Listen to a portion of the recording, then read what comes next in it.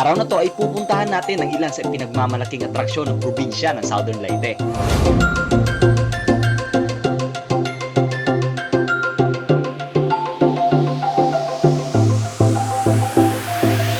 Dito matatagpuan natin ang mas pinagandang bird and fish sanctuary ng Barangay Mulo-Pulo. At hindi lang kalayuan ay mararating din natin ang ipinagmamalaking atraksyon ng Barangay San Joaquin. Walang iba kundi ang Banahaw Spring Resort.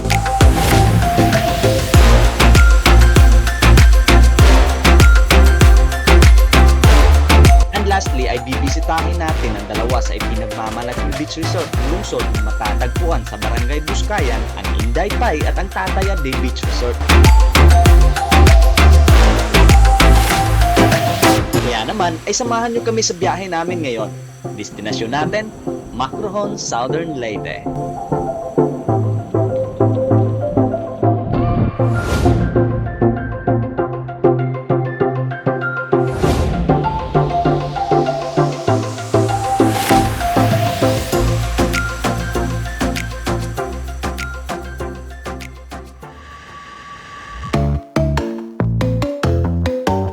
Macrohon is a fourth-class municipality in the province of Southern Leyte, and according to the 2020 census, it has a population of over 26,580 people at binubuo ito ng 30 barangay.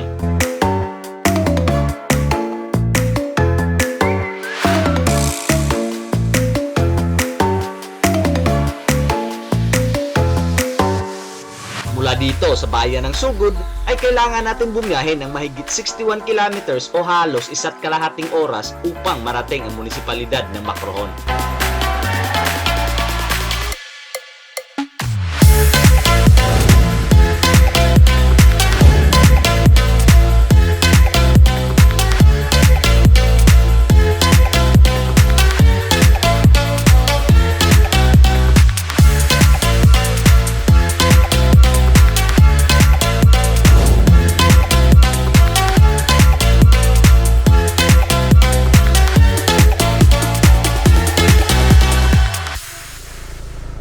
After ng halos 1 oras na biyahe, narating din natin itong papuntang Banahaw Spring Resort dito sa may Macrohon.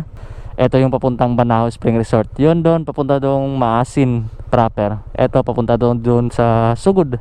Alright. Ito ang unang destinasyon natin mga katib, ang nakatagong spring resort na ipinagmamalaki ng Barangay San Joaquin, munisipalidad ng Macrohon, probinsya ng Southern Leyte. Nothing to hold me back, take my time, just enjoy the ride. I know man, passing by, life is good, best I've ever felt. Get me up, somewhere I can find myself. Oh, I feel so alive as I reach out to the sky. Talaga namang nakakamangha ang ganda ng lugar na ito. Ayon sa may-ari nitong resort na si Juanito at Ma'am Juscora Harabe, tinawag nila itong Banahaw dahil sa noon ay may malaking puno ng banahaw sa mismong sentro ng paliguan na ito. In bad times, I know I'll be okay, 'cause I found my way.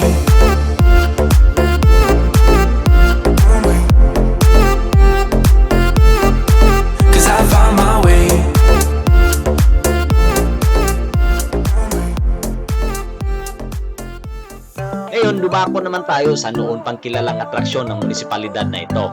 Pero this time ay mas pinatibay at mas pinaganda pa nila ito. Kaya naman, tara at saksihan natin ang ganda ng Bird and Fish Sanctuary na matatagpuan sa Barangay Mulo-Pulo, munisipalidad ng Macrohon, probinsya ng Southern Leyte.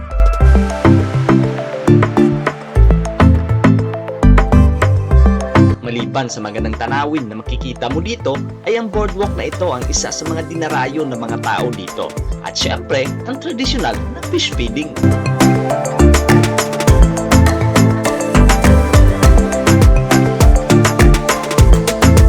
entrance fee na 40 pesos each ay ma-enjoy mo na ang lugar na ito na 1 to sawa. Pero ang pinaka best time to visit this place is sa bandang 3 to 5 p.m.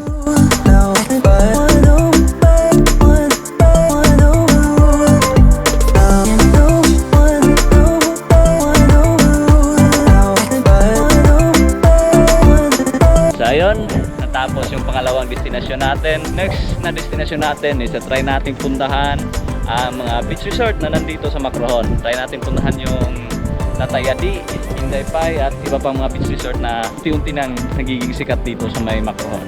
Alright, so see you sa mga beach resort dito. Alright. At hindi lang kalayuan dito sa may sanctuary ay mararating natin ang magkatabing beach resort ng Barangay Buscayan na kung tawagin nilang Indaypay at ang Tatayadi Beach Resort.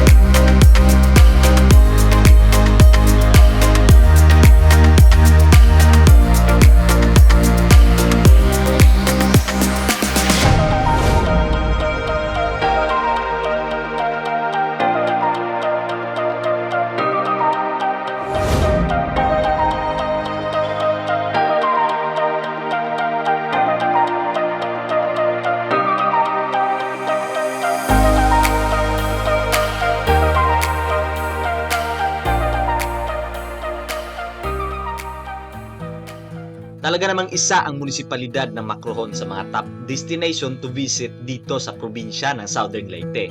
Iilan pa lang yan sa mga pwede nyong puntahan dito sa probinsya namin. Kaya naman, isang karangalan sa amin ang ma-share ang angking ganda ng lugar natin. Naway alagaan at bigyang importansya natin ang mga likas na yaman na hiram sa atin ng buong may kapal o gawa man nating mga tao upang ang ganda nito ay maabutan pa ng mga susunod na henerasyon. Kami po ang Team Genuine nagpapasalamat sa inyo sa patuloy na pagsuporta sa amin. Naway hindi kayo magsawang sumuporta at balang araw ay mapupuntahan at masasaksihan din natin ang lahat ng magagandang lugar dito sa lupang Sinilangan. Walang iba kundi ang Southern Leyte. When we wake, hear the birds and see the sun.